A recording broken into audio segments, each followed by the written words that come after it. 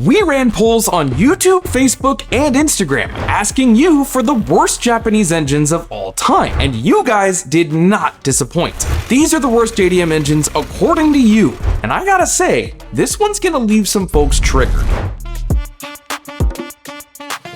Now, one of my favorite cars that I secretly love is the Mazda RX-8.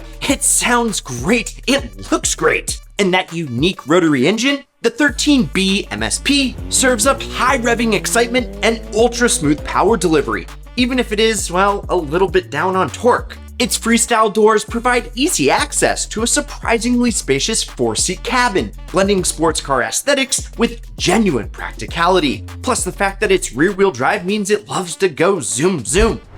Yeah, or go boom boom. Owners have a love-hate relationship with these cars, and the major pain point is that Renesis engine.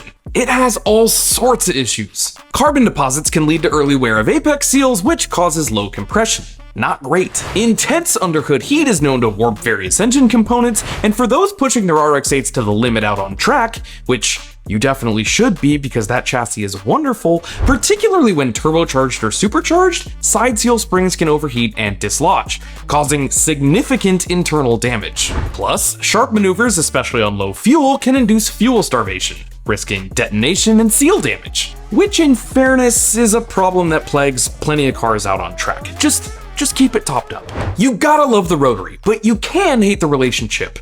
And if you want to take our relationship to the next level, well, hit the like button and consider subscribing. Okay, Mitsubishi, they build elevators, tanks, missiles, and the 3000 GT. Talk about ahead of its time, known as the GTO in Japan, and the dodgy Stealth somehow. These came powered by an optional turbocharged 3-liter, good for a skull-crushing 320 horses. Okay, maybe not crazy numbers for today, but it looked fast standing still, thanks to the design language influenced by the success of the Mitsubishi HSR and the HSX concept cars showcased at the 1989 Tokyo Motor Show. You had a tech marvel full of full-time all-wheel drive, 4-wheel steering called Mitsubishi AWC, and active aerodynamics known as the Active Aero Control System that you only see on like McLarens today. Yeah, but one thing not to marvel about was the reliability of that engine.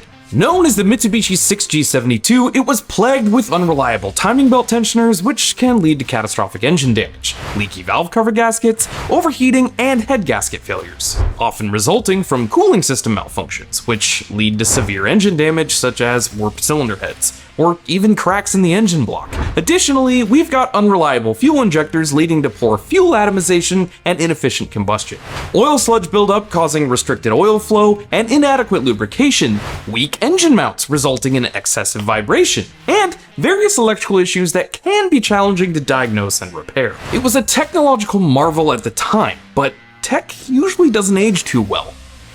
Just like Brad. Now guys, I've always wanted an STI, and this is the one that I could, well, live with. It's the son of a rally car that has a mean boxer rumble, unassuming sporty looks, and a wing that you could eat dinner off of. Stock, they're great, but modified, they will eat pretty much any car's lunch. Yet, if you pick up one of these STIs, you're gonna need to see a doctor. There are a few WRX engines you have to watch out for. The EJ25 engines, particularly in the earlier models, are known for head gasket failures. This is an issue that was prevalent in the late 90s and early 2000s, a problem that often leads to oil and coolant leaks, overheating, and in severe cases, significant engine damage.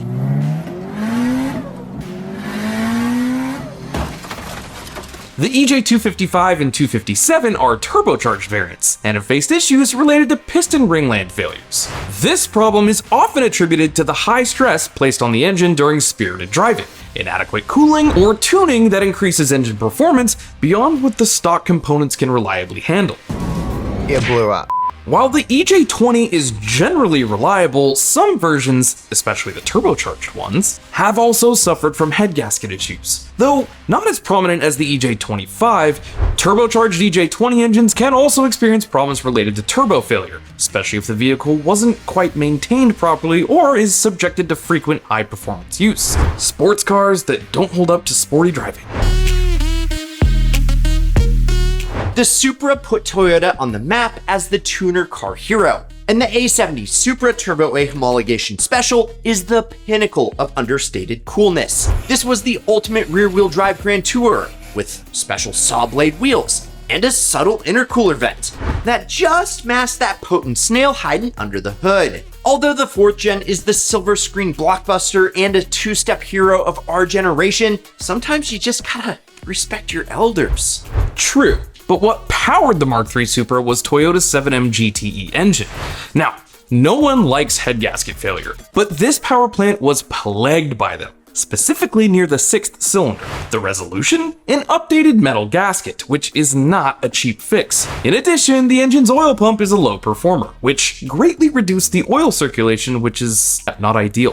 Plus, it requires valve adjustments every 30,000 or so miles, which involves selecting specific shims for ideal spacing. But that's not that big of a deal if I'm honest. Plenty of high-performance engines require regular valve adjustments. Look, they're very cool cars, but they can take a lot more than some to keep on the road.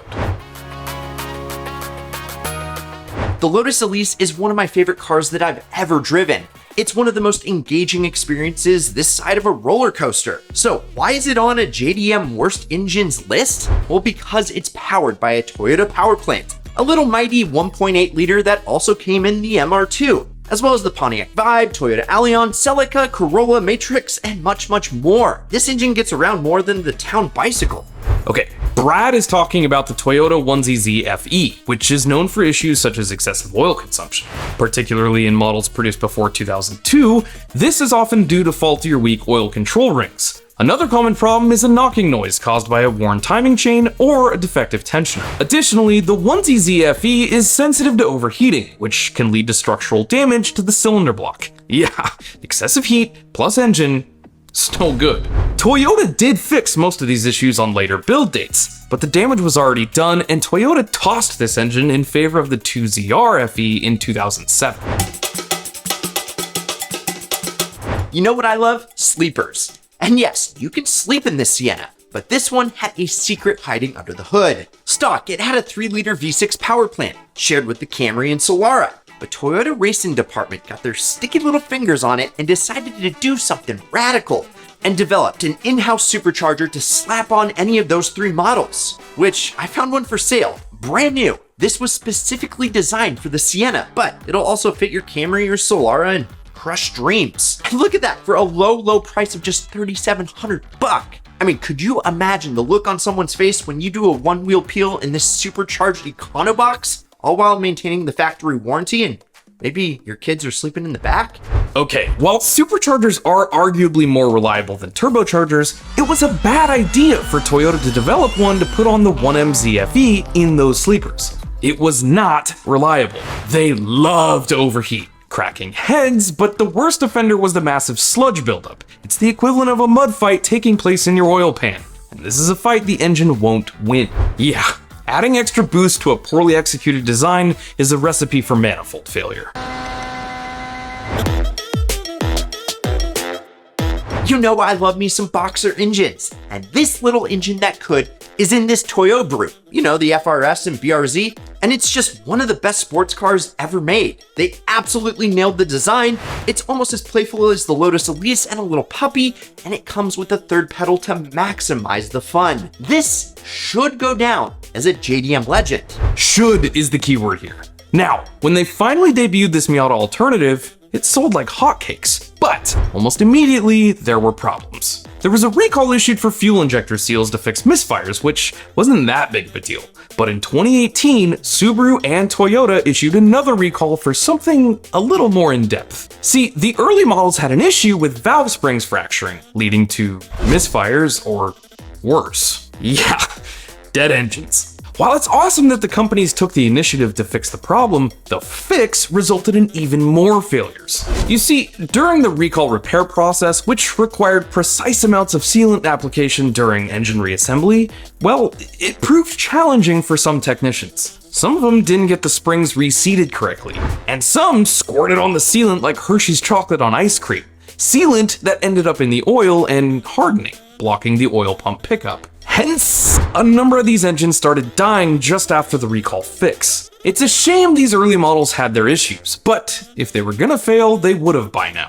It only affected the 2013 model year cars, so if it's had some miles put on it after the recall, or if it's a 2014 model year or newer, you're in the clear. So those are the worst JDM engines according to you. Are you shocked to see how many Toyotas are on this list? Because I gotta be honest, I really am. If you enjoyed the vid, like, subscribe, turn on that notification bell, and check out these vids up here. I'm Brad the Financial Cowboy, this is Ideal, and promise me one thing, keep living the ideal lifestyle.